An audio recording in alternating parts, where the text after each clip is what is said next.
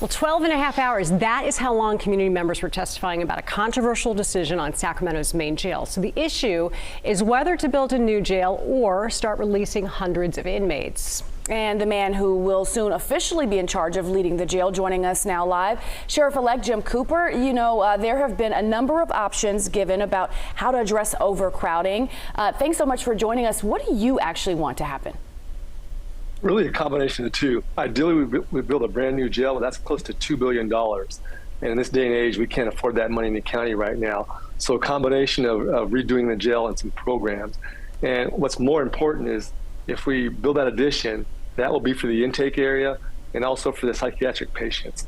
So it really improves those conditions that are laid out in the consent decree. I mean, I don't remember a time in the years that I've been here that we've ever said we have too big of a jail, we have too many beds. The thing that I do notice is very different in the last 5 to 10 years is the impact or the emphasis on mental health. Can you talk to that a little bit? I mean, this is your second time back with the department. Talk a little bit about the impact of mental health and the way we make these decisions about things like this from here on out.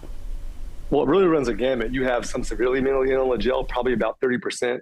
And then the rest, you have anxiety, mild depression, that can be mental illness. So it really runs a gamut. And we want treatment for that. That jail was built in '89. It was ADA compliant then. It's not ADA compliant now. And that's really the big issue. And one thing I want to point out, there are no low-level offenders in county jail. Your county jails have become, in fact, de facto state prisons. So very violent inmates in there and serious offenders.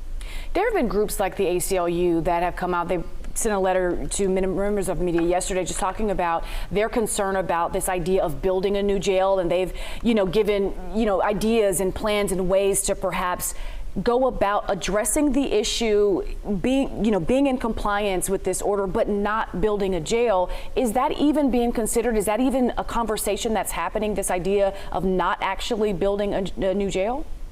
It doesn't work. The current jail, because of the physical layout of the jail, the plant, it doesn't comply with ADA, the booking area, the intake area, the psych unit, the med unit. So you need a brand new jail for just that portion to come into compliance. Otherwise, we will not come into compliance. We'll end up under federal receivership, which I don't want.